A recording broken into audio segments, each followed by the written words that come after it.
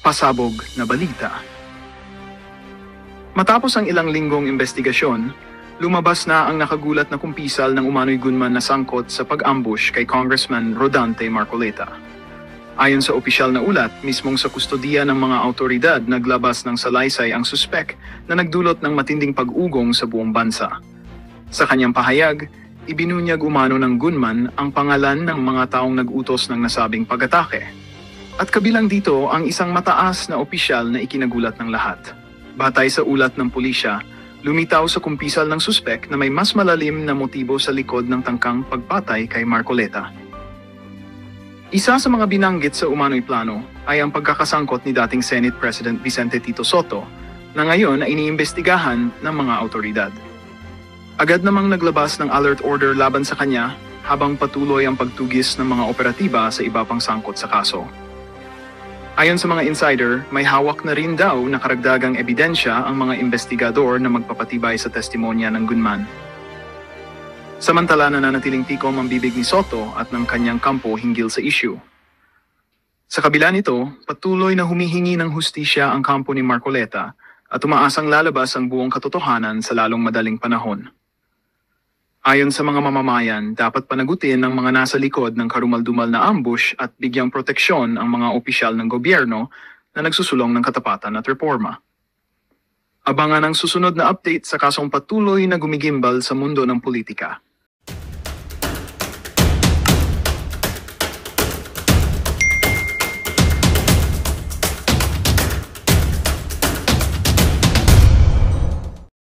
Receive about 10 to 50,000 pesos allowance. Depende sa kanilang performance.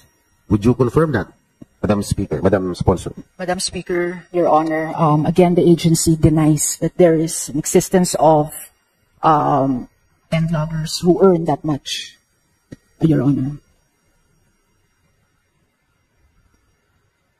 Ito po kasing mga nakaraang araw, meron pong lumabas na news item na yun daw pong nanay ko di umano ay konektado sa mga diskayas.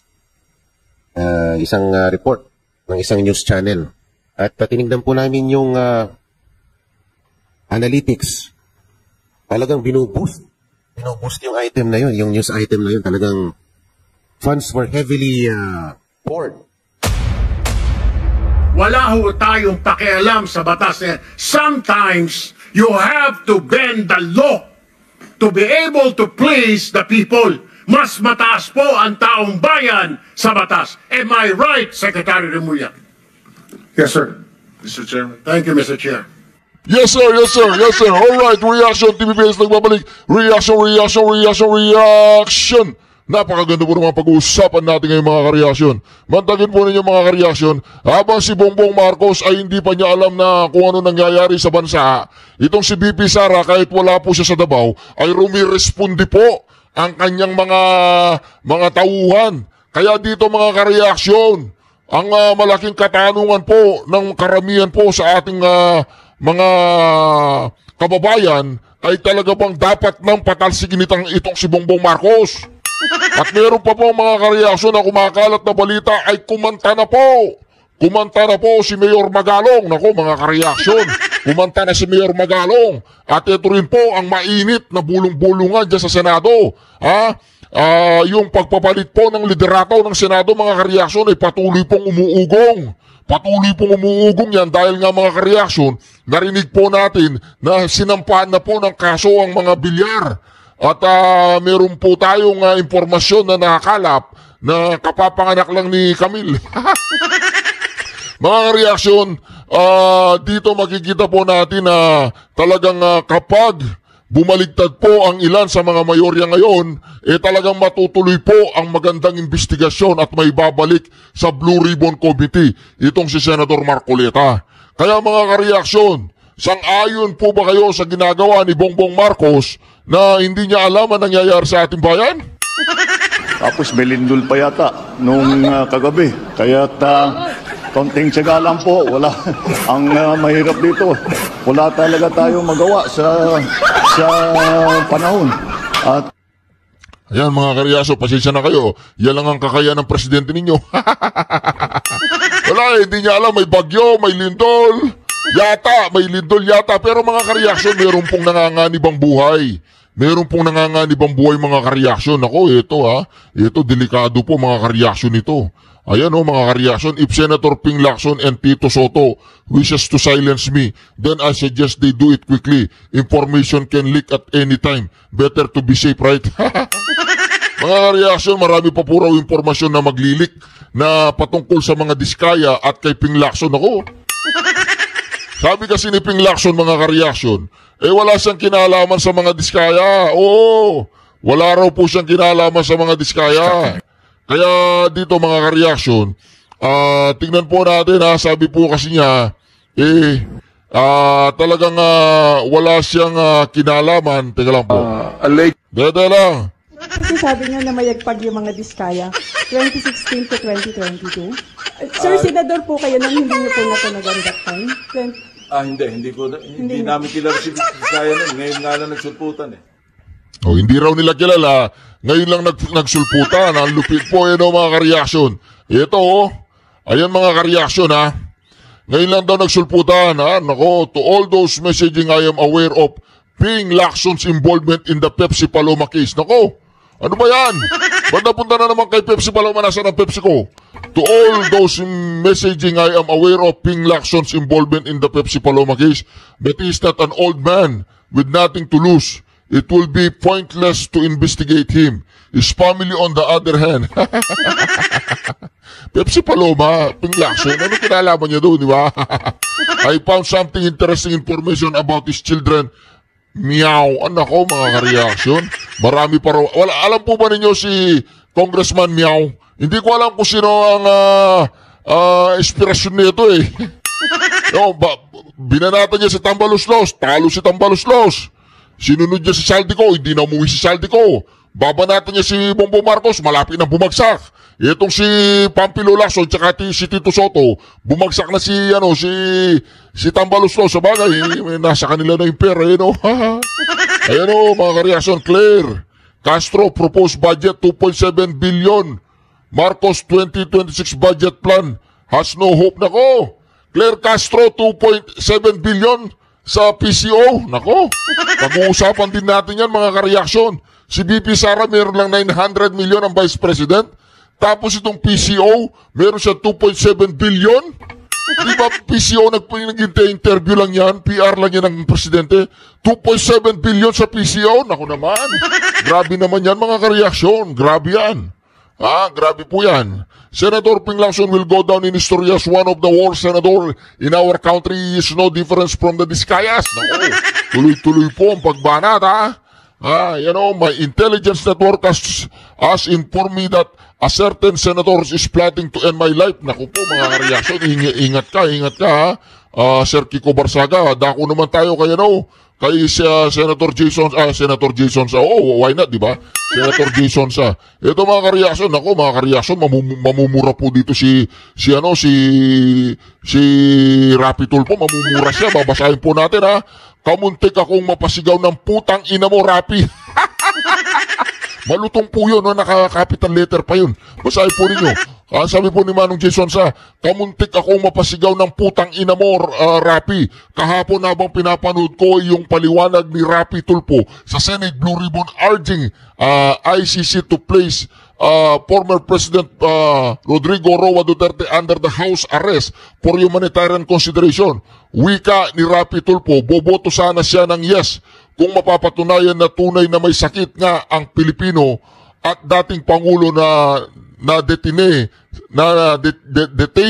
sa ICC detention facilities at The Hague, the Netherlands. In other words, hindi kumbinsido si Rapi Tulfo na may karamdaman si President Duterte. Gago talaga yun. Siraulo ka ba, Rapi? Hindi mo na nga mabilang ang gamot na iniinom mo. Wala ka bang hiya kay Bongo na bumibili ng gamot niya? Tarantado ka ba talaga, Rapi? Talagang sinagad-sagad na ng mga Tulfo mga ka-reaction ang katarantaduan at kawalang iyahan. Yung anak niya, naglaklak doon sa Las Vegas. Milyong-milyon, 2.6 million pesos. 2 gabi. Tapos itong kanyang kapatid na si Eric Sylvester, bendalo, okay lang. Ito naman si Rapi. Ayan, sira nga Una, si Mr. Duterte ay nasa advanced age na 80 years old.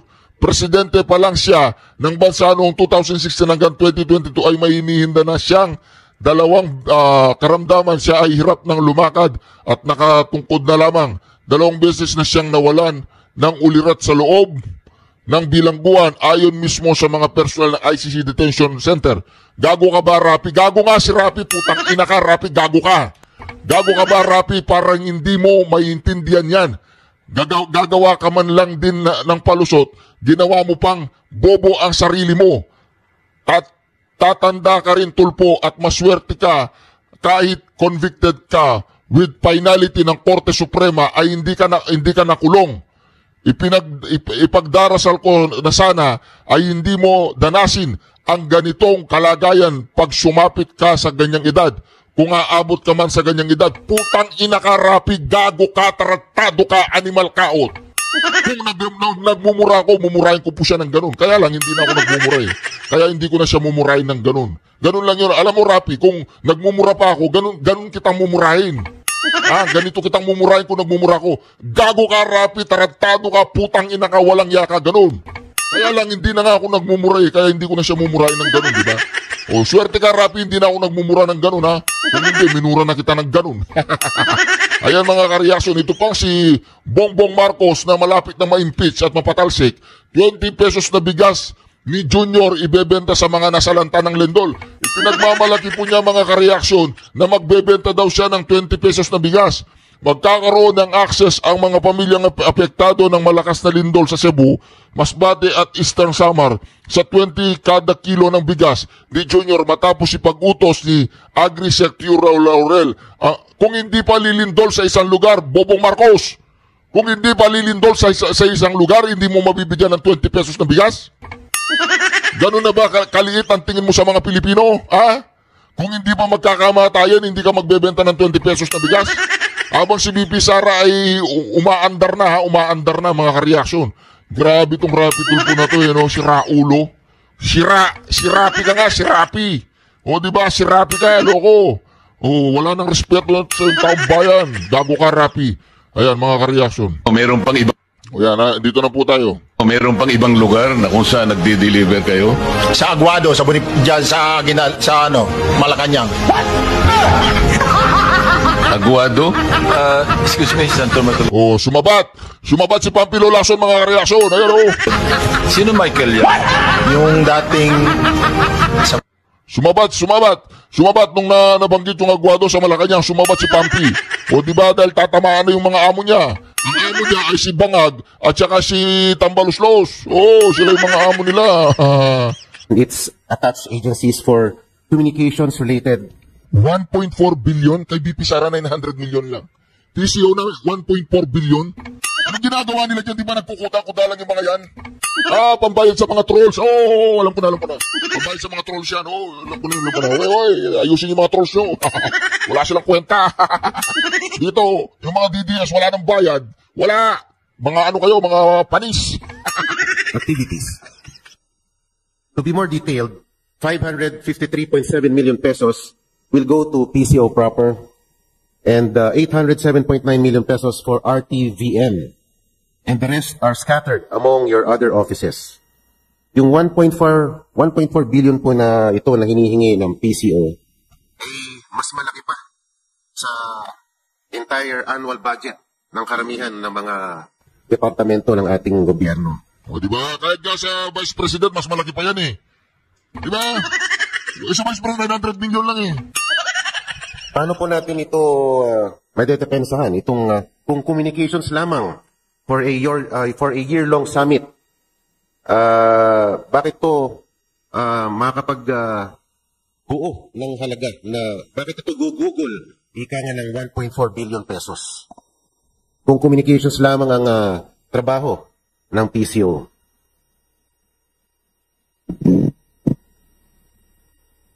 Madam Speaker, Your Honor, nakalagay po sa nakalodge po sa Office of the President yung pangkabuoang budget for the ASEAN. So ang PCO po, dahil this is national pride in a way, we can't be put in a bad light.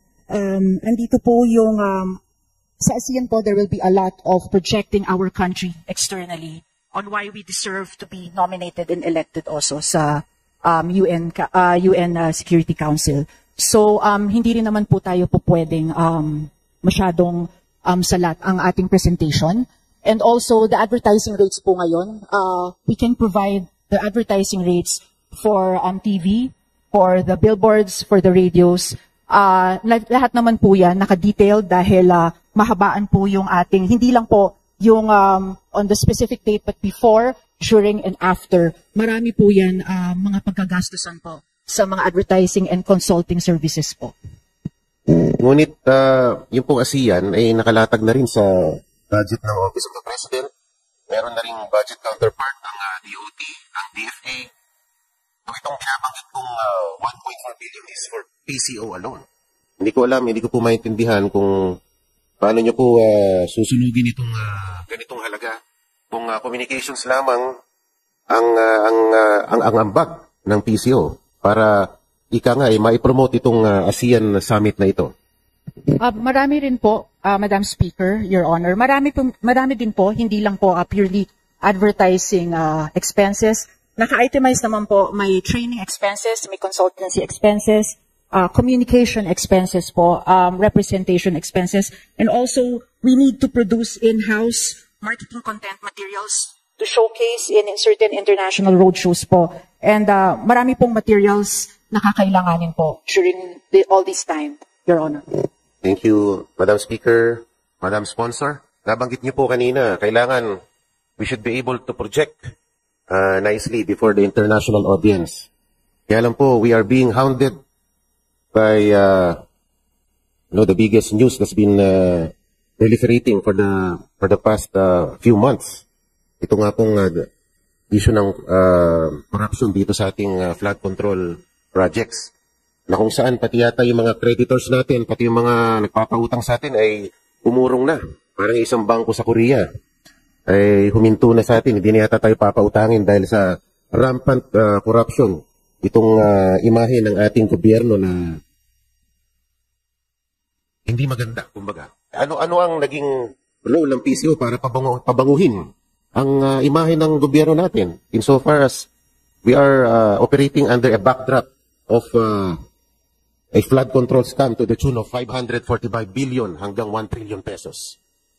Madam Speaker, Your Honor, siguro naman po mas lalong mahirap kapag dumating ang sa isang taon na wala man lang tayong konting presentasyon, at least in the cultural side.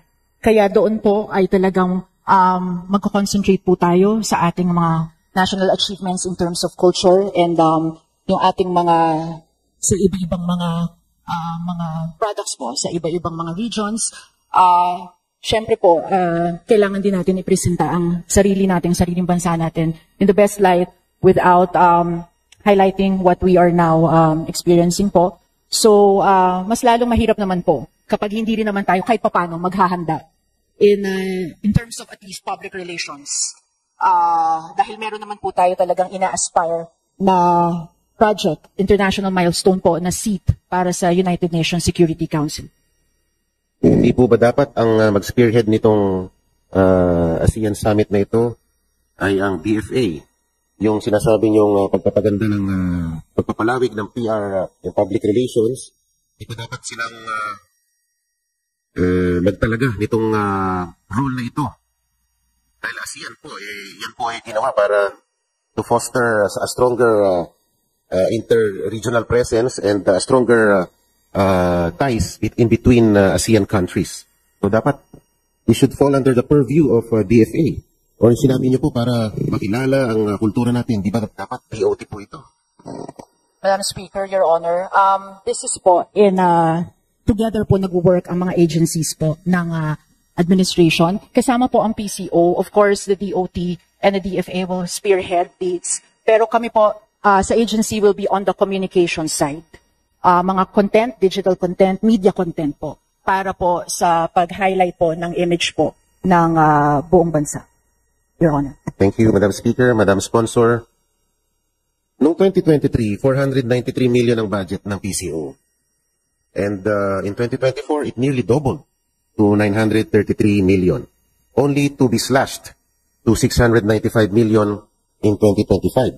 And now, PCO is requesting a 954 million budget for 2026. Pero kung titignan nyo,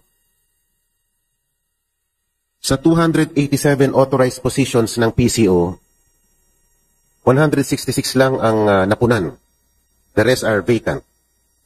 Pagkatapos, medyo heavy tayo sa pag-employ ng mga contract of service and job orders na kung saan meron higit kumulang 232 to 240 individuals ang ating hina-hire. So it only shows that it's reflective of poor administration, and the PCO simply pays out its personnel to reach its goals. Parang kumukuha lang ng mga contractuals. Madam Speaker, Your Honor, medyo unfortunate lang po dahil nagkaroon po ng history talaga ang agency na medyo nagpalit po ng leadership. But right now, we are awaiting, meron pong request tayo sa DBM on plantilla positions, creation of plantilla positions. We are still awaiting if they will approve it for yung doon sa for the operations at URAs, Your Honor.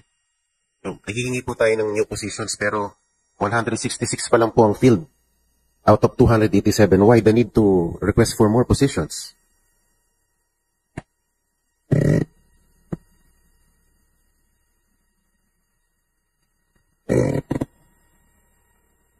Motion to suspend, Deputy Speaker.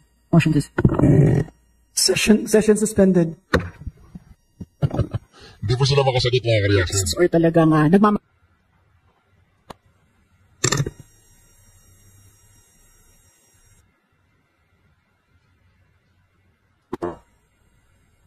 During the budget hearing for the PCO, sinabi ko baka yung GAOs na yan, pati yung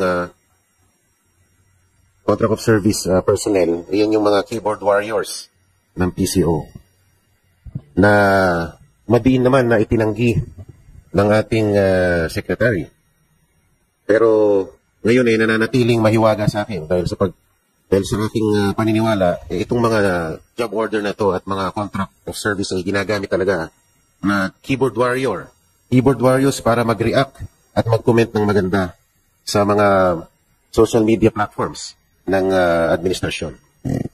Madam Speaker, Your Honor, kahit tingnan niyo po ang budget ng PCO, wala po kayo makikita per line na ganyan po na for keyboard warriors. Lahat po, we still contend that kung ano man po ang nakikitang mga likes, these are organic likers po sa mga social media. Wala rin pong ginagamit ng mga reactors. Alam niyo naman po ngayon, masyadong mainit po ang social media. Kung sa presidente po, sa PCO, marami pa rin naman pong masasabi akong loyalists or talagang nagmamahal po sa ating presidente at naniniwala po sa kanyang administration. Aminin nyo na, marami kayong mga trolls.